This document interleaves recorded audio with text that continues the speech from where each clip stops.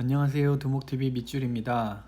이번에 소개해드리는 책은 환경과 생태의 전 지구적 현상을 보다 현실적으로 고민하는 독자라면 깊은 울림이 있을 만한 책입니다. 책을 좀 살펴보면 재앙에 가까운 환경 변화가 전 지구적으로 심심치 않게 일어나는 요즘, 생태 복원이나 재생의 진심인 4인의 스타트업 대표들의 비전과 노력을 통해 생태계를 보존하고 환경을 되살리는 세상을 만들고자 하이테크에서 지구를 살리는 딥테크로의 무해한 도전에 관한 이야기입니다. 그럼 제 리뷰로 넘어가 보겠습니다. 어스테크, 지구가 허락할 때까지. 저자 이병한, 출판 가디언입니다. 원체 환경이나 생태에 미안한 마음이 있다.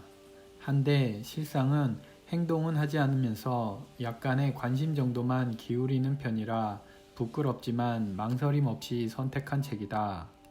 이 책은 지구와 인간의 공존을 위한 해법을 찾으려 애쓰는 4명의 기업인을 만나 인터뷰한 통찰의 기록이며 저자의 표현대로 생명을 아끼는 마음이 생명을 살리는 기술과 만나면서 펼쳐지게 될 시장의 마술이 바로 이 책에서 시작되지 않을까 싶을 정도의 깊이가 있다.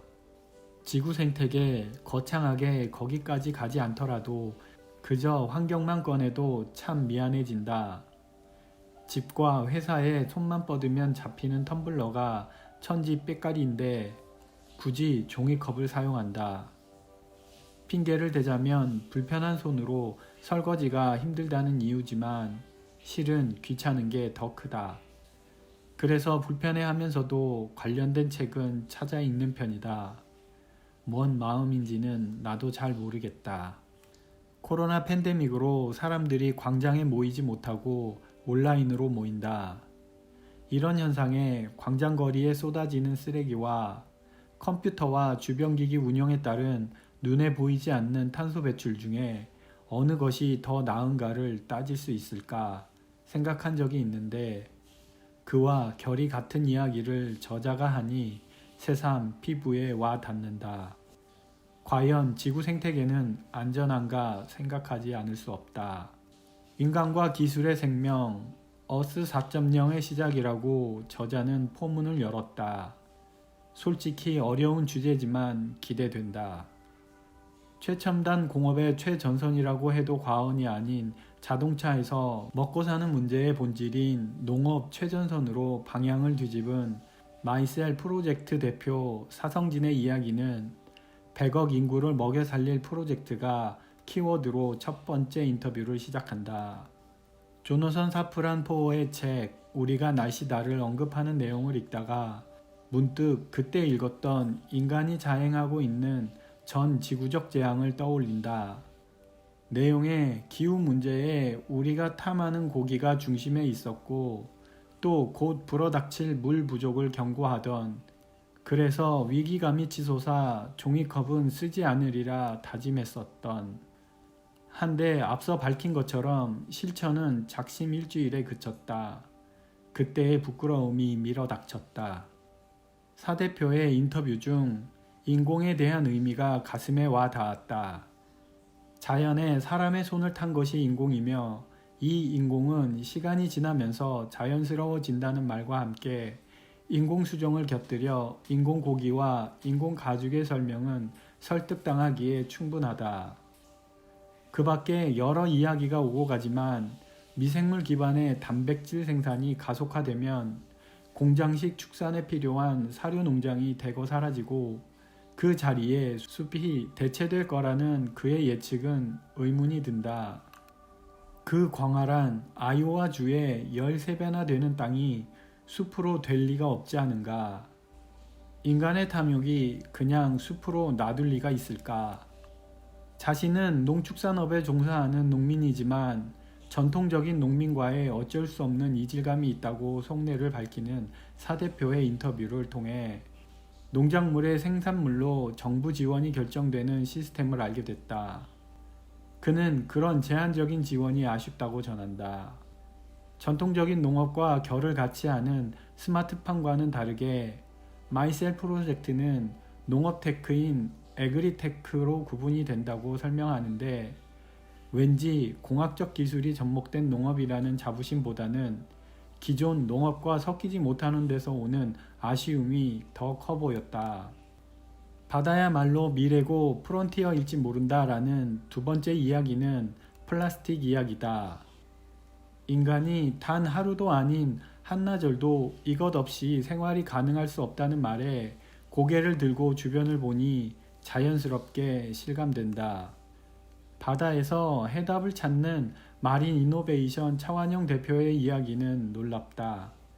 하지만 마냥 긍정할 수 없는 것이 바이오 플라스틱 활성화를 위해서는 결국 기존 플라스틱 산업을 규제해서 그 틈을 비집고 성장할 수밖에 없는 제한점이 있다고 설명하는 부분에서 나 살자고 다른 사람 죽여야 하나라는 딜레마도 있겠다는 생각이 든다. 그리고 이미 플라스틱 빨대를 버리고 종이나 스틸 빨대로 대체해보자는 운동이 있었던 점을 생각해보면 이런 생태운동의 성과를 내지 못한 이유가 편리성의 한계를 넘지 못한 것이지 인식이 뒤처져서는 아니지 않을까 싶었다.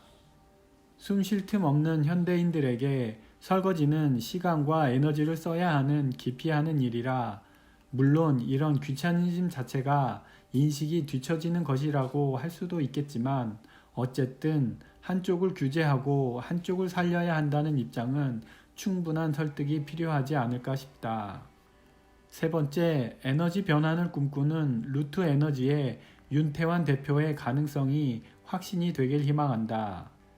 그가 말하는 에너지 민주주의가 실현되기 위해선 기술과 운과 관계망이 중요하다는 설명이 에너지, 로컬, 파이낸스로 연결되는 점이 흥미로웠다. 또한 앞선 마이셀 프로젝트의 서 대표도 지적하기도 한 대기업의 그린워싱을 같은 의미로 지적한다.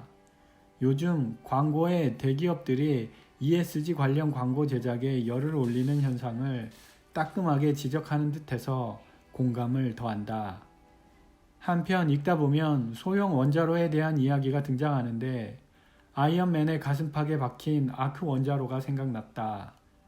그런 원자로라면 어떤 방식으로든 에너지 혁명이 일어나지 않을까 싶어 짧은 식견이지만 원자력을 무조건 반환경적으로만 접근할 것도 아니지 않을까 싶었다. 혹 차원이 다른 이야기인가? 탄소 중립을 넘어 탄소 제로로 가는 길에 정작 일반 국민들은 잘 모르는 에코 기업들의 투자에 자연스럽게 참여시킬 보관을 마련하고 있다는 그의 설명은 기후변화에 대한 진심이 느껴진다. 마지막 신바이오틱 김보영 대표의 기계와 인간에 대한 이야기, 인공농민은 귀농, 귀촌이 들불처럼 퍼지는 한국 농촌의 현실적 대안이 될 수 있을까 살짝 의심이 들었다. 하지만 열정 뿜뿜하는 자신감과 이미 산악지형에 구동할 수 있는 로봇의 활약상을 보기만 하면 되는 수준이라니 놀랍지 않을 수 없다. AI를 탑재한 10만이라니 이제 산삼값 좀 내리려나 기대된다. 그들의 첨단 기술 농업 발전도 함께. 이 책에 등장하는 이들의 바람은 그저 환경을 되살려 지구를 보존하자는 이야기가 아니다. 그 너머 지구에 살아갈 후손들에게 지구의 처음 생명이 잉태되었을 때처럼 그대로 되돌려 주어야 한다는 의무이자 책임이다.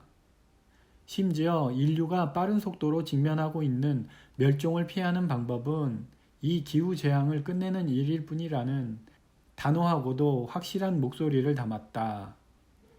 이젠 모두가 더 이상 피하지 말고 귀를 기울여야 한다. 격하게 공감하고 끌림이 있는 책이다.